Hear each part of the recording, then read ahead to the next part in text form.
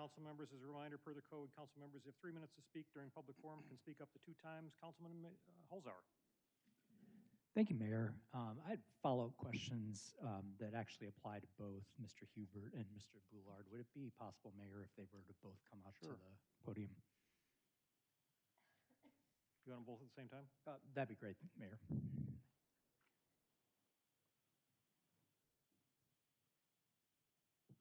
All right, thank you, gentlemen. So just kind of summing up, I think both of you raised concerns that it's fairly late in the game that the public kind of got notice that there would be a fairly major expenditure being considered at the IMEA board, difficulty getting some of the details you would have liked to see from that because of FOIA exemptions.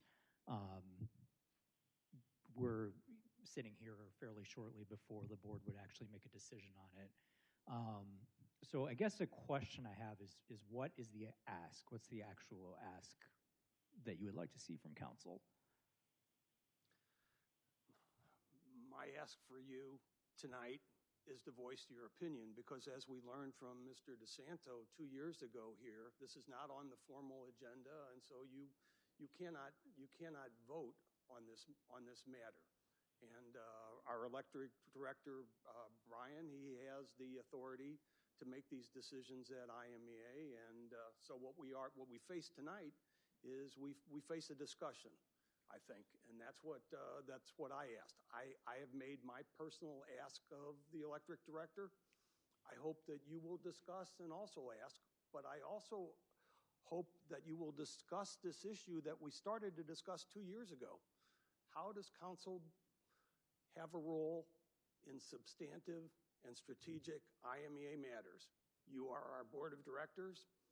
You represent you are the elected officials that represent the people in public power. So, Ted? Simple suggestion, formal request of the IMEA to post before voting the agenda, the packet, instead of a week ahead of the board of directors vote. Why not 3 weeks, so that we get to see that too, and we have a chance to weigh in. You all have a chance to weigh in. Okay, and I have a couple of thoughts on this, but actually first I kind of just wanted to get, Mayor, if it's permissible, Mr. Groth, to just provide some commentary on what the project is in general terms and what the cost benefit is. Director Groth. Certainly. Brian Groth, Electric Utility Director. The projects that are being proposed are 2 765 kV transmission lines. IMEA is proposing to be a 3% owner of those transmission lines at a cost of approximately $50 million. You know, when the last transmission line was approved by the IMEA board, I asked for a cost-benefit analysis that was shown to the board of directors in closed session. You know, that showed that there was benefit to the Naperville ratepayers within the existing IMEA contract timeline, and so I was supportive of that. We all see that transmission costs are rising, and this is one way to hedge transmission costs. I have not yet seen a cost-benefit analysis of this project, and until I see one, I will reserve my vote. Okay, thank you. So just to provide some of my comments on this, and if you've been watching council for the last few years, you know I'm not really a fan of a renewal of the IMEA contract or anything like that, but I will say with regard to this one specific issue, so I do think it's a reasonable point, hey, publish your stuff earlier, that way the public knows where public dollars are going. I think that's a totally reasonable request. If this had been out here 2 months ago, it's just a better look, and I think everybody comes out ahead. Having said that, you know, I feel like our job is strategic oversight, right? None of us are subject matter experts. None of us have the degrees or, you know, expertise, I think, in the really specific details of things like transmission wires, right? So I think realistically, even if we were to negotiate, you know, different transparency provisions, there may be some benefit with extra early public notice.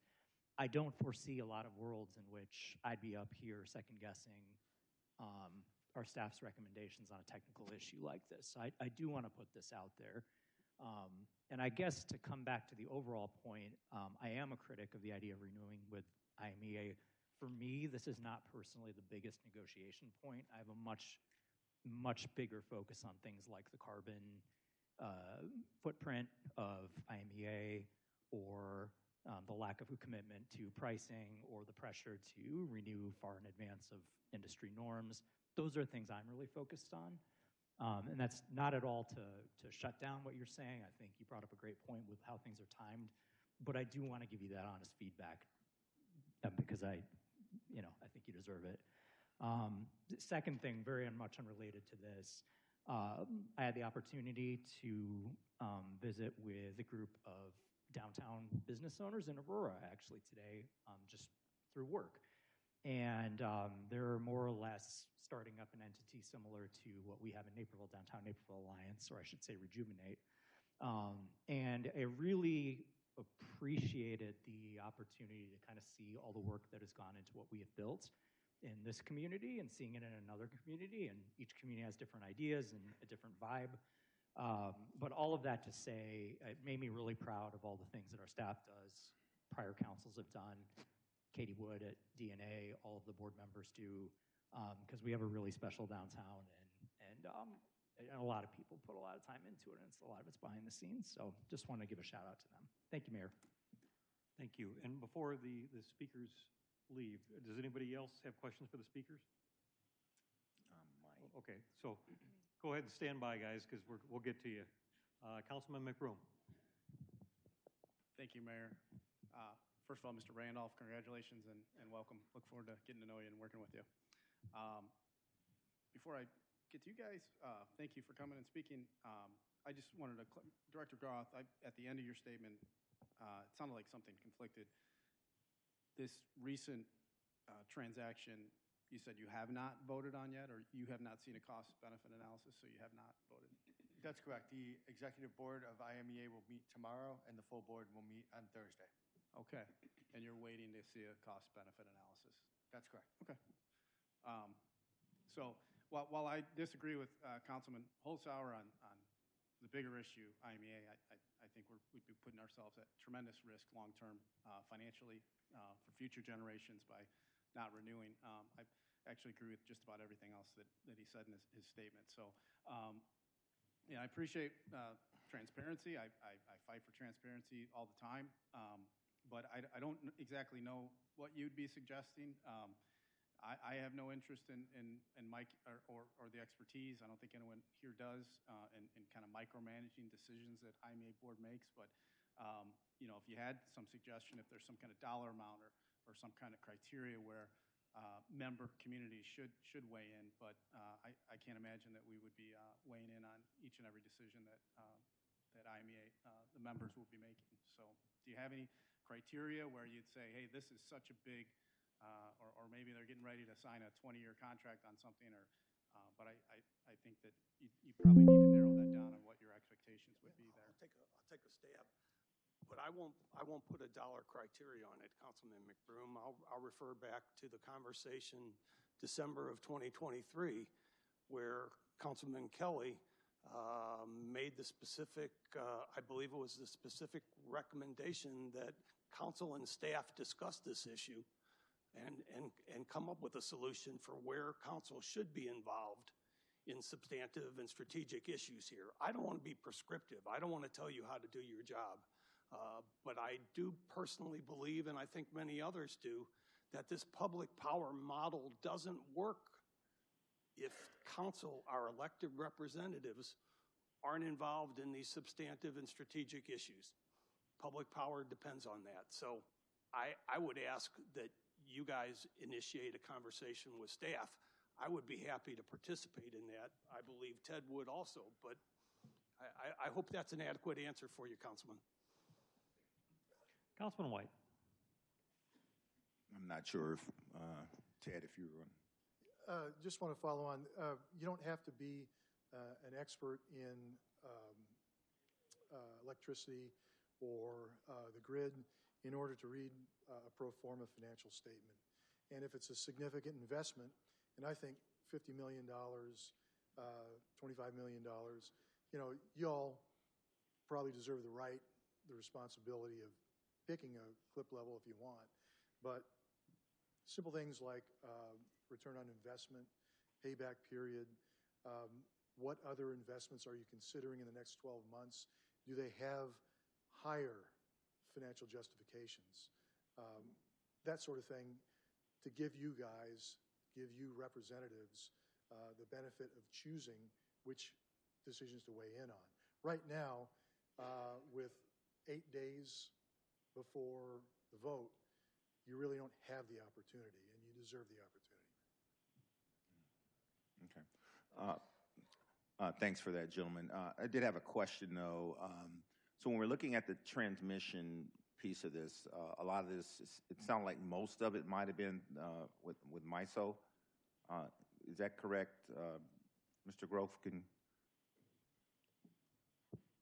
That's correct. That is these are in MISO service territory. Yeah, and I see the point. Thank you, Brian.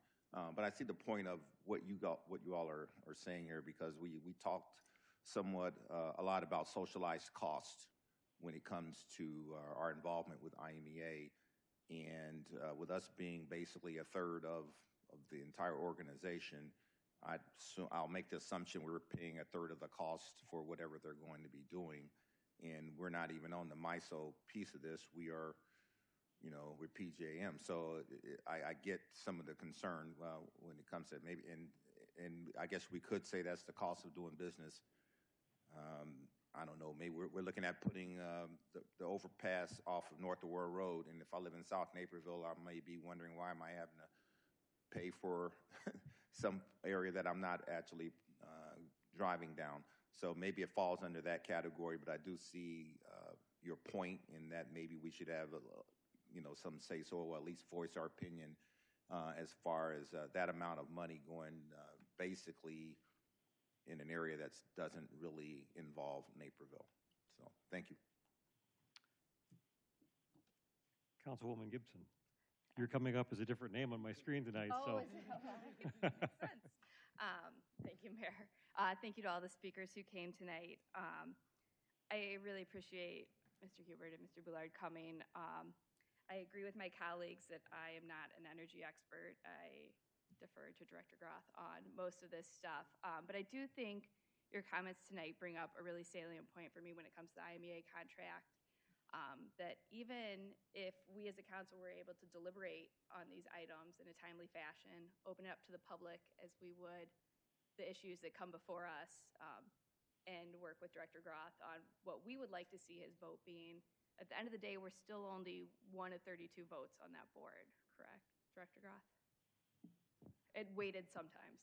That's correct. Yes, with the weighted sometimes. Okay. So even if we spent that time deliberating up here that this wasn't in the best interest of Naperville, we can't really do much about it. And that, I don't mean that to be defeatist. That has been part of my concerns with the IMEA contract, and particularly extending it through 2055. We've heard that, you know, we are IMEA, we are a voting member, but 1/32 of a vote on an item like this, that's, what do you say, 25, 50 million, Director Groth? Sorry. These two projects are 50 million. 50 million in a contract that, you know, the impact of this, the cost of this would make its way down to Naperville ratepayers. That's a 30-year contract. There's other options out there that don't give us such, you know, no control over these big investments that we end up paying for. So I really appreciate you coming tonight and framing the issue the way you did. Thank you. Councilman Kelly. Thank you, Mayor. I have a couple follow-up questions for Director Groth, if I could.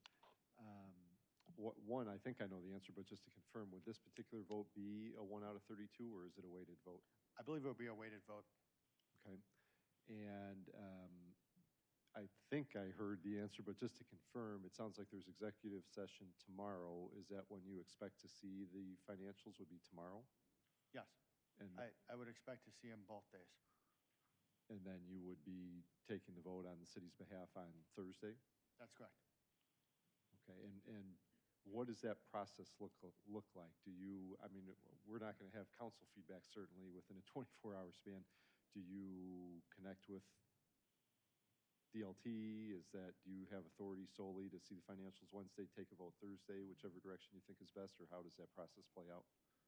I typically take the information and make the best decision on behalf of the residents and the ratepayers of the citizens of Naperville, right? That's my primary goal here, is to do right by all of the ratepayers and to make sure that the financials and the cost-benefit analysis makes sense for the residents and the ratepayers.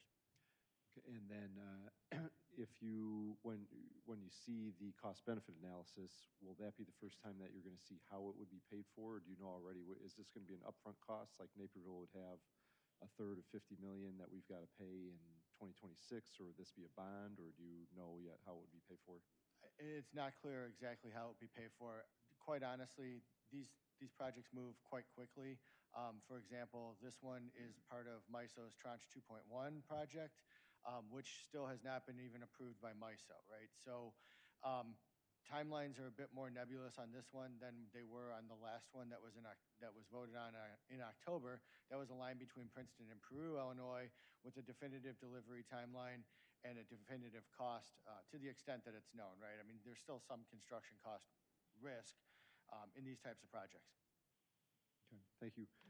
So I hear the speaker's concerns generally, and Greg, what you talked about a couple of years ago, we have not really gotten there, so I think that might be worthy of a conversation at some point. For this particular project, we're on a super short time frame.